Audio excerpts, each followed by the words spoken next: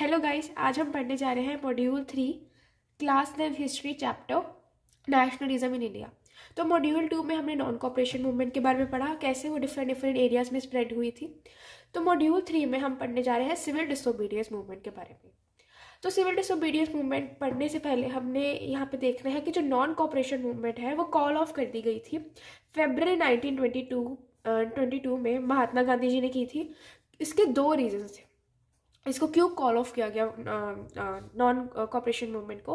पहले तो कि ये वॉयलेंट हो रही थी।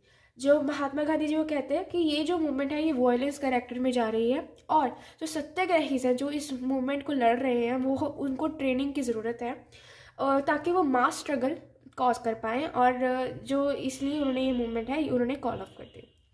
उसके बाद इसी पैराग्राफ में हमने पढ़ना है कि जो कांग्रेस के कुछ लीडर्स थे जो कि काउंसिल इलेक्शंस में वापस जाना चाहते थे। हमने पहले पढ़ा था कि काउंसिल इलेक्शंस जो है वो मोस्टली बॉयकॉट हो गई थी एक्सेप्ट मद्रास में, जहाँ पे जस्टिस पार्टी ने नहीं किए थे।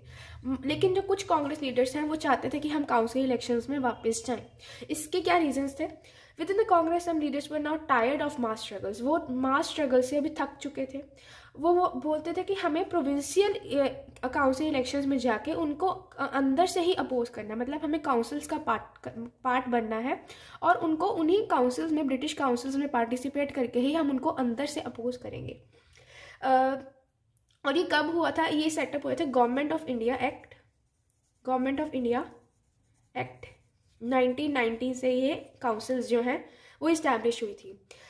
They felt that it was important to oppose the British policies within the council, but argue for reform and also demonstrate that these councils were not democratic. ये councils जो हैं वो पूरी तरह से डेमोक्रेटिक नहीं है, हम इनका पार्ट बन के ही उनको अपोज करेंगे। तो इनमें कुछ लीडर्स के नाम आते हैं CR दास, मोतीलाल नेहरू। इन्होंने अपनी पार्टी बनाई स्वराज पार्टी, और इन्होंने ये बोला कि हम काउंसिल इलेक्शंस में पार्टिसिपेट करना चाहते हैं। लेकिन कुछ लीडर्स जैसे कि जवाहरलाल नेहरू और सुभाष चंद्र बोस वो बहुत ज़्यादा रेडिकल थे इस व्यू से लेके, और बोलते थे फुल इंडिपेंडेंस मिले, वो इससे एग्री नहीं थे करते थे। ठीक है, तो ये था हमारा फर्स्ट पैराग्राफ। सेकेंड पैराग्राफ में हम पढ़ेंगे कि कौन से दो फैक्टर्स इमर्ज होके आए लेट 1920s में जिन्होंने इंडियन पॉलिटिक्स को शेप किया। एक है वर्ल्ड वाइड इकोनॉमिक डिप्रेशन, एक है साइमन कमीशन जो कि स्टैट्यूटरी कमीशन, उसको ये दो फैक्टर्स हैं जो कि इंडियन पॉलिटिक्स को लेट 1920s में शेप करेंगे। तो पहला है वर्ल्ड वाइड इकोनॉमिक डिप्रेशन। इसमें क्या हुआ था कि जो इकोनॉमिक डिप्रेशन आ गया था पूरे वर्ल्ड में, एग्रीकल्चर प्राइसेस जो है वो बहुत कम हो गई थी 1926 और 1930 के बीच में। एग्रीकल्चर गुड्स का जो एक्सपोर्ट जो है वो गिर गया था, और पीजेंट्स को ये डिफ़िकल्ट हो रहा था कि वो अपने हार्वेस्ट जो है वो सेल नहीं कर पा रहे थे। और 1930 तक पूरा जो कंट्री साइड है उसमें you can say it was in turmoil, बहुत बुरी कंडीशन में था। ये था फर्स्ट फैक्टर। सेकंड फैक्टर है साइमन कमीशन। ठीक है, अब ये साइमन कमीशन का क्या था? जब ब्रिटेन में टॉरी की गवर्नमेंट आई, उन्होंने क्या किया, उन्होंने एक स्टैट्यूटरी कमीशन साइमन कमीशन के नाम से बनाया। स्टैट्यूटरी कमीशन मतलब जो कि एक लॉ की तरह पास हो जाए उसको बोलते हैं स्टैट्यूटरी कमीशन। तो इसका नाम साइमन कमीशन रखा गया। ये किसके अंडर थी? सर जॉन साइमन कमीशन के अंडर। अभी इसका काम क्या था? इसका काम था कि ये look into the functioning of constitution of India. उसको देखना था कि कॉन्स्टिट्यूशन इंडिया के कॉन्स्टिट्यूशन में क्या प्रॉब्लम्स है, क्या चेंजेस आ सकते हैं। लेकिन उसके सारे मेंबर्स जो थे, उस कमीशन के सारे मेंबर्स ब्रिटिश मेंबर्स थे, इंडियन मेंबर्स नहीं थे। ठीक है, तो क्या हुआ जब ये चेंजेस किए गए, उसके बाद 1928 में साइमन कमीशन इंडिया आया, तो उसको क्या बोल के प्रोटेस्ट किया गया? Go back Simon. तो इंडियन लोगों ने उनका साथ नहीं दिया और उन्होंने गो बैक साइमन के जो है बैनर्स वगैरह लगाए। और फिर क्या हुआ? और ये जो साइमन कमीशन को अपोज कर रहे थे कौन कौन थे? ऑल पार्टीज थी, कांग्रेस की भी, मुस्लिम लीग भी, मतलब मेनली सब इनको अपोज कर रहे थे। जब साइमन कमीशन को लोग अपोज कर रहे थे उसी टाइम लॉर्ड इरविन ने इंडिया को एक वेग ऑफर, मतलब एक अनक्लियर सा ऑफर प्रेजेंट किया। उन्होंने क्या किया? अक्टूबर 1929 में फर्स्ट राउंड टेबल कॉन्फ्रेंस की। उसमें क्या था कि वो इंडिया को एक डोमिनियन स्टेटस, मतलब कि जो डोमिनेंट स्टेटस है वो हम इंडिया को ही देंगे, एक फ्यूचर कॉन्स्टिट्यूशन इस्टेब्लिश करेंगे, ये उन्होंने फर्स्ट राउंड टेबल में डिस्कस किया। लेकिन जो कांग्रेस थी वो इससे सेटिस्फाइड नहीं थी, और जो लीडर्स थे जैसे कि जवाहरलाल नेहरू और सुभाष चंद्र बोस वो भी इससे सेटिस्फाइड नहीं थे। तो जो लिबरल्स और मॉडरेट्स थे वो चाहते थे कि हम एक कॉन्स्टिट्यूशनल मोनार्की बना दें, लेकिन वो भी ज़्यादा इन्फ्लुएंस नहीं कर पाई ब्रिटिश के डिसीजंस को। तो फिर क्या हुआ, दिसंबर 1929 में नेहरू जी की लीडरशिप में इन्होंने डिसाइड किया लाहौर सेशन ऑफ कांग्रेस में कि अब फुल इंडिपेंडेंस हम डिक्लेयर कर देंगे। और इसका नाम क्या रखा उन्होंने, पूर्ण स्वराज। मतलब इन्होंने डिसाइड किया कि 26 जनवरी 1930 को हम इंडिया का इंडिपेंडेंस डे मनाएंगे। लेकिन ये इसका जो इनका आइडिया था ये बहुत कम अटेंशन गेन कर पाया, और ये इनका जो यू कैन से स्ट्रैटेजी थी वो अनसक्सेसफुल हो गई। नेक्स्ट है हमारे पास बहुत important topic, what led to civil disobedience movement, या इसको सॉल्ट मार्च भी कहते हैं या इसको डांडी मार्च भी कहते हैं। इसके मैंने पॉइंट्स बनाए हुए हैं, आप एक एक पॉइंट्स अपने साथ साथ बुक में मार्क करते जाएं और मैं आपको एक एक एक्सप्लेन करती जाऊंगी। तो फर्स्ट गांधी जी ने बोला कि जो सॉल्ट है ना वो बहुत इंपॉर्टेंट एक सिंबल है जिससे कि पूरे इंडियंस जो है वो यूनाइट हो सकते हैं। ठीक है, तो इसके पीछे की स्टोरी क्या है कि 31 जनवरी 1930 को महात्मा गांधी जी ने इरविन को एक लेटर लिखी जिनके उन्होंने 11 डिमांड्स लिखे उनमें। तो ये 11 डिमांड्स कैसी कैसी थी, ये बहुत वाइड रेंजिंग डिमांड्स थी। ठीक है, ये इंडस्ट्रियलिस्ट से लेके पीजेंट्स से लेके डिफरेंट क्लासेस की डिमांड्स थी। और इनका आइडिया क्या था कि अगर हम डिफरेंट डिमांड्स रखेंगे तो इससे हमारी इंडियन सोसाइटी जो है वो एक यूनाइटेड कैंपेन में शामिल हो सकेगी। तो इसमें जो सबसे मोस्ट स्टनिंग डिसीजन था या मोस्ट जो जिससे कि इमोशंस और जुड़े हुए थे लोगों के, या जो स्ट्रॉन्ग डिसीजन हो सकता था, वो था सॉल्ट टैक्स को अबॉलिश करना। मतलब सॉल्ट एक ऐसी चीज़ थी जो कि गरीब से लेके अमीर सब खाते हैं, तो उन्होंने बोला कि जो सॉल्ट टैक्स है वो आप अबॉलिश कर दो। सॉल्ट पर टैक्स लगाया जाता था उसकी फॉर्मेशन के ऊपर, और वो सिर्फ ब्रिटिशर्स जो हैं वो बना सकते थे। तो गांधी जी ने बोला कि आप इसको सॉल्ट टैक्स को अबॉलिश कर दो, जो कि सब खाते हैं, तो इसके लिए आप इस डिमांड में इसको सबसे ज़्यादा इंपॉर्टेंस देके इसको ख़त्म कर दो। सॉल्ट जो है वो एक तरह की मोनोपोली का सिंबल था ब्रिटिशर्स की, क्योंकि वो उसकी प्रोडक्शन पे भी टैक्स लगाते थे, और ये एक ऑपरेसिव साइड शो करता था ब्रिटिश एडमिनिस्ट्रेशन की। ठीक है, लेकिन गांधी जी की जो लेटर थी वो अल्टीमेटम की तरह थी। अल्टीमेटम क्या है, एक तरह की फाइनल वार्निंग थी। इरविन को उन्होंने बोला कि आप प्लीज़ इसको कर दो अबॉलिश, वरना ये हम एक सिविल डिसोबीडियंट मूवमेंट लॉन्च कर देंगे।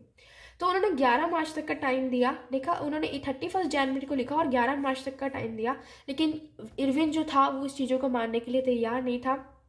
तो इसीलिए सिविल डिसोबीडियंस मूवमेंट जो है वो लॉन्च हो गई। तो जब इरविन नहीं माना तो सिविल डिसोबीडियंस मूवमेंट लॉन्च हो गई। तो महात्मा गांधी ने अपने 78 वॉलंटियर्स के साथ मिलकर एक मार्च डिसाइड कर ली फ्रॉम साबरमती टू डांडी। इसमें क्या है, उन्होंने ये जो मार्च करनी थी सॉल्ट मार्च, वो 240 माइल्स की थी। उनको 24 डेज लगे और 10 माइल एक दिन में कवर की। ये कहाँ तक थी, ये साबरमती जहाँ पे गांधी जी का आश्रम था, और एक कोस्टल टाउन था गुजरात का, उस डांडी तक, वहाँ पे जाके उन्होंने सॉल्ट की फॉर्मेशन करके ये मार्च कंप्लीट करनी थी। ठीक है, तो जब गांधी जी वहाँ पे जाते थे तो हज़ारों लोग उनको सुनने आते थे, उनके साथ डिस्कशन करने आते थे। गांधी जी उनको स्वराज का मतलब समझाते थे। वो बोलते थे आप पीसफुल तरीके से प्रोटेस्ट करो, कोई भी वायलेंट मत हो, हम पीसफुली इंडिया को आज़ाद करवाएंगे। ठीक है, 6 अप्रैल को वो वहाँ पे पहुँचे, उन्होंने सॉल्ट बनाया, बॉइलिंग सी वाटर को उन्होंने बॉयल करके सॉल्ट बनाया, और जो ये लॉ था उसको ब्रेक करके ब्रिटिश मोनोपोली को एक चैलेंज किया।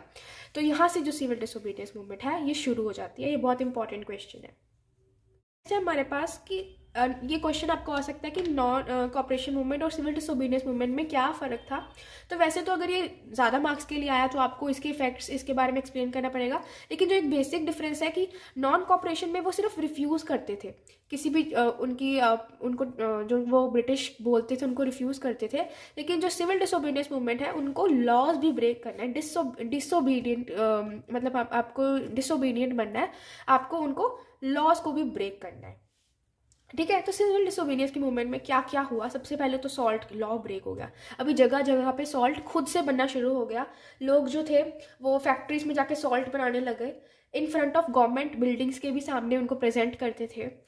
फॉरेन गुड्स को बॉयकॉट किया, लिक्विड शॉप्स को पिकेट किया, फॉरेन क्लोथ को बर्न किया। देन उन्होंने जो पीजेंट्स थे या जो भी लोग रिवेन्यू पे करते थे, उन्होंने रिफ्यूज़ कर दिया रिवेन्यू पे करने से। चौकीदारी टैक्सेस नहीं भरते थे अभी। विलेज ऑफिशियल ने रिज़ाइन किया था, और विलेज ऑफिशियल्स रिज़ाइन करने के बाद जहाँ पे फॉरेस्ट लॉज बनाए गए थे कि आप फॉरेस्ट एरियाज में एंटर नहीं कर सकते, जो हमने गुडम रेबल्स में पढ़ा था, तो वहाँ पे भी लोग अभी अपनी कैटल को ग्रेज करने के लिए वहाँ लेके जाने लगे और वॉयलेट किए इन फॉरेस्ट लॉज को।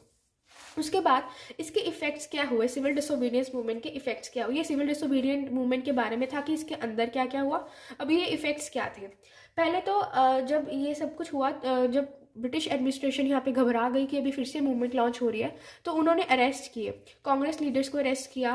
फिर जब ये अरेस्ट होने लगे तो पूरे बाकी एरियाज में इसके खिलाफ जो है प्रोटेस्ट शुरू किया कि आप हमारे लीडर्स को अरेस्ट कर रहे हो। फिर अब्दुल गफर खान जो कि डिसाइपल थे गांधी जी के, जिनको कि फ्रंटियर गांधी भी कहा जाता था, उनको भी अरेस्ट किया गया। और जब इनको अरेस्ट किया अप्रैल 1930 में किया, अप्रैल 1930 में इनको अरेस्ट किया, तो जो इनके अरेस्ट से गुस्सा होकर लोगों ने पेशावर में बहुत ज़्यादा डेमोन्स्ट्रेशन की, स्ट्रीट्स पे आके उन्होंने आर्मर्ड कार्स, मतलब कि जो भी वेपन्स वगैरह थे उनको फेस किया, और पुलिस फायरिंग को भी उन्होंने फेस किया। फिर थोड़े समय बाद, 1 मंथ के बाद, गांधी जी को भी अरेस्ट किया गया। तो जब गांधी जी अरेस्ट हुए थे तो शोलापुर में वर्कर्स ने क्या किया, वर्कर्स ने अटैक किया पुलिस स्टेशन को, म्युनिसिपल बिल्डिंग्स को, law courts and railway station. तो लोगों ने प्रोटेस्ट किया। तो उसके बाद गवर्नमेंट ने ब्रूचुअल रिप्रेशन अपनाया। गवर्नमेंट फिर से बहुत बुरी तरीके से लोगों के साथ पेश आने लगी।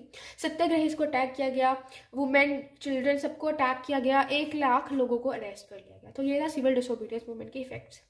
तो एंड में क्या हुआ, गांधी जी ने इस मूवमेंट को कॉल ऑफ किया। गांधी इरविन पैक्ट हुआ 5 मार्च 1931 में, जिसमें सेकेंड राउंड टेबल कॉन्फ्रेंस के लिए उनको लंदन बुलाया गया।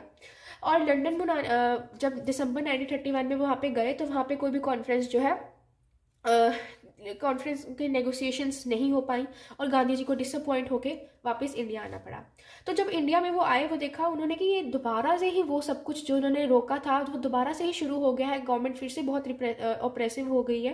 तो नेहरू जी और अब्दुल गफर खान दोनों जेल में थे।